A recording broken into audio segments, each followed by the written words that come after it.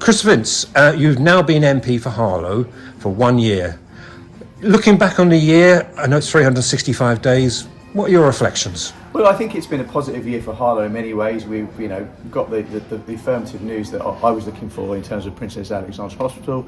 We've got, yes, we want it sooner, of course, but we've got a firm timeline for the first time and guaranteed at least £1.5 billion worth of funding guaranteed for that. And equally, I've spoken to you about the importance of the neighbourhood police officers that we've achieved. I still want more, as you know. I'm still pushing for the UK Health Security Agency, but I hope that as the local MP for Harlow, I've done what I can to ensure that Harlow is being talked about in Parliament. Ministers, Secretary of States know the importance of supporting our town and our community.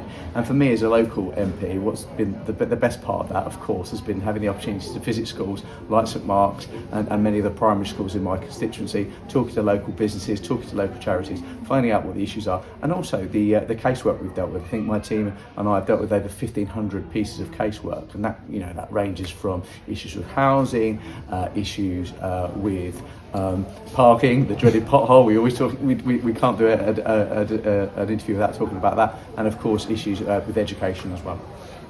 Do you find that the things that you mentioned, a new hospital, possibly out at Junction 7A, UK Health Agency, but are you in the same boat as the leader of the council? People believe it when they see it actually being built and opened. Until then, you can understand Harlow residents are going, yeah, believe it when we see it. No, absolutely. And as I said to you before, I was one of those residents. Before I was elected last year, I was obviously a local councillor. I saw, the constant delay when it came to the new hospital, promises about a new hospital that weren't there. When we came to power as a government, the funding for those new hospitals wasn't there. It was very, as I said, it was very much a hospital that existed in the mind of Boris Johnson and nowhere else. So I absolutely understand residents' cynicism. And I certainly have previously shared them, but I feel really confident talking to the Secretary of State for Health, Wes Streeting, who I talk to on a regular basis. He does make jokes now that I follow him around the House of Parliament to really lobby for Harlow, that we will get that new hospital because it's hugely important for Harlow. And again, I'm going to continue to push for the Health Security Agency. I'm hoping that news is going to come very, very soon, because what I want is young people in Harlow to have all the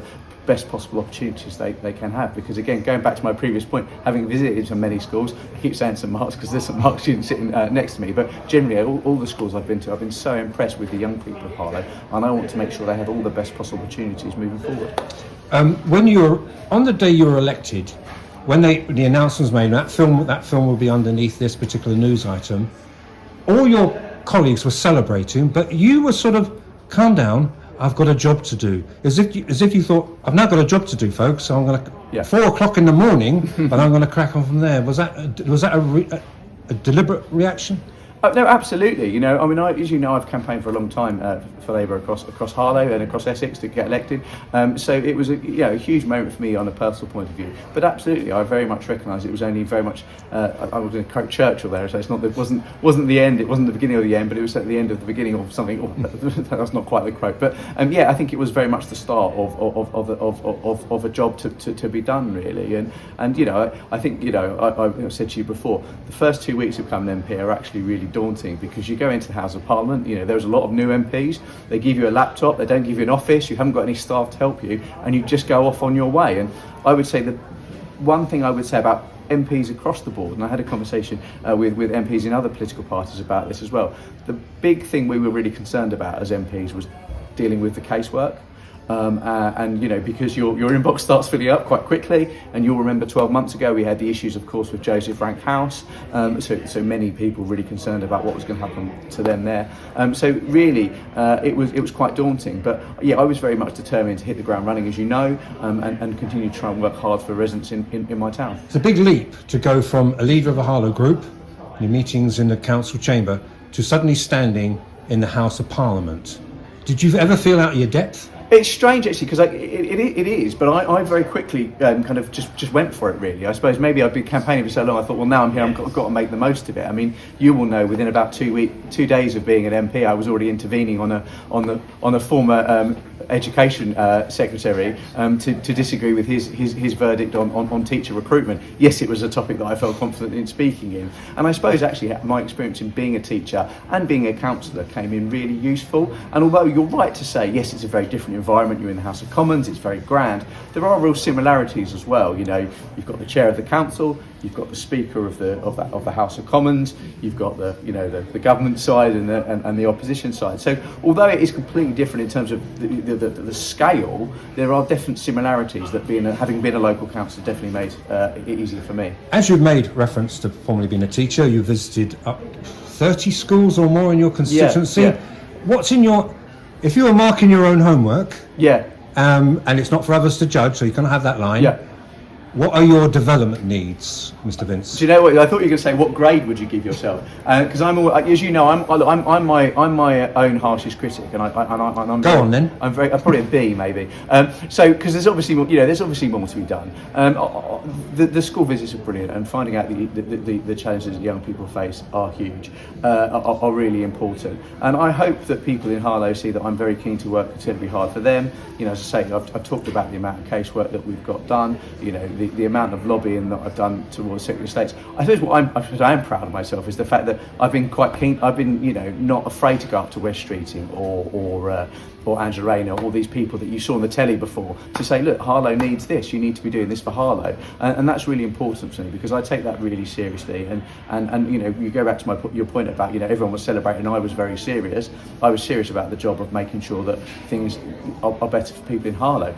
You know, in terms of development needs, there's a lot more to be done. You know, we know that. You and I spoke about the challenges in the town centre. That funding has been provided by this government and some by the previous government as well. I'm not going to say it hasn't been. It's about making sure that we can work together to make sure that regeneration happens, so that people in Harlow begin to see that.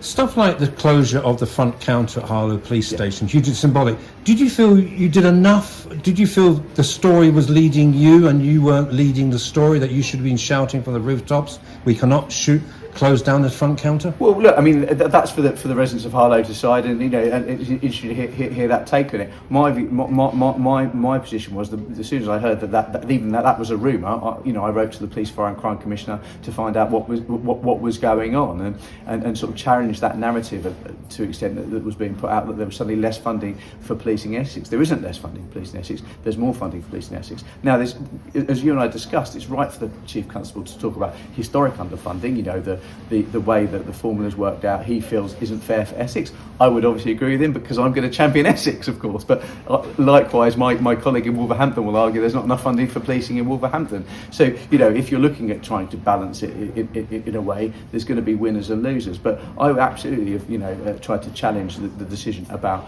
closure of the front desk, because I think it's really important. But equally, what's really important is having police in our neighbourhoods, in our communities. And I'm really pleased that we have got more community police officers. I can't take all the credit, as I say, I only taught one of them maths, but actually I think that's really important for residents to feel safe, because the feedback I've had, and again, talking with some Mark students that sit next to me, but the feedback I've had from young people is they don't feel safe walking around in Harlow, certainly not at night, and sometimes not in the daytime as well. And that's something I think we've really got to change in Harlow. A lot of your colleagues, Labour colleagues, voted against their own government. Could you ever see a day when you would vote against your government, or are you Keir Starmer's yes man? Well, look, I mean, I would say that, you know, actually, when you look at that particular situation, actually not that many Labour MPs voted against the government, but what MPs did do is raise legitimate concerns about the welfare reforms. Everybody across the House, in fact, agrees for the need of welfare reforms, but it's about getting them right. And I think there were some concerns. I mean, Wes Streeting put it best when he spoke about it on the news yesterday, that actually, yes, okay, what we're talking about makes sense, but will there be those individuals who will go through the cracks and actually saying, oh, you know, unexpected consequences, shall we say. So I think that's something very important to say. Look, I think it's really important to support this Labour government. You know, we've had, in my view, inherited an absolute mess from the previous government. I taught under the previous government. I think, you know, the Conservative government was bad for this country. I think a potential Conservative government, particularly with their current leader, would be bad for this country. And I think actually a Labour government can create the change that it absolutely needs. You know, if it suddenly becomes, if it's Labour policy to, you know, put a road through the middle of Harlow that I don't want, of course I'm going to oppose that, and I'm going to have some very, very honest conversations with the Prime Minister about that. But actually, I genuinely believe that the plan for change that Labour put forward at the last general election is right.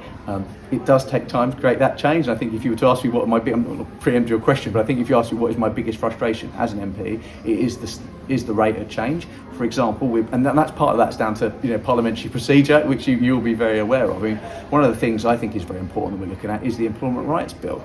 Actually giving people in Harlow protection at work is hugely important. We've spoken about obviously the increase of the minimum wage, which will be really important for people and particularly young people.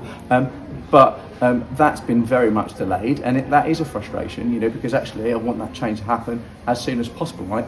The sense I get from residents that contact me is they want that change, and they feel frustrated that it takes time. But sadly, that is the reality. We've got a couple more questions, just to finish off. You work incredibly hard.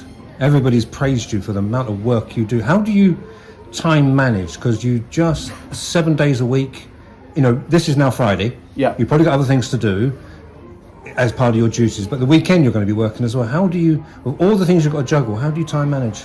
Well, I think the answer I say is a joke, but I think it's very, very true. Is I've got a very understanding wife, and I say that as a joke, but it's very true.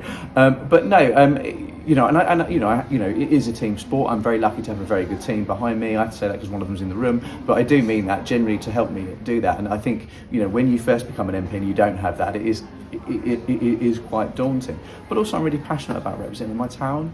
I genuinely, much was made about the fact that I don't come from Harlow originally, but I've lived here for 8 years now, and I really care about this town and this community. And the community word is really important because there's a real sense of community. So yes, it's work, but actually, being an MP is more than just a job. It is a vocation, and it's one that I take very, very seriously. And actually, by the way, visiting the schools is something I really enjoy as well. And so finally, 1 year in, anything you're looking forward to the next year? Yeah. Any particular targets, ambitions, or have you already really covered that with hospital and UK Health Agency? Well, the UK Health Agency and hospital are the main ones, obviously. I'm still, in constant dialogue with Tom, who's the CEO there, about kind of the medium to short-term things we need to do, and I will be continuing to lob the Health Secretary on that. I've got my passion for supporting young carers, and I'd like to do more on that. I really want to push the government about sort of teacher training with regards to that. I think, yes, I want to be more involved in campaigns locally. I've done a big, really trying to push County Council with regards speeding through Sheeran Village, which is something I spoke about before the election, and I'm keen to continue to do that. So, I think it's about, me developing as a politician. Of course, I am only 1 year in, ultimately. My two predecessors had over a decade, so, I would say that. But yeah, it's about, ultimately, I want to do what I'm doing better, and continue to support residents in Harlow and the villages as best I can.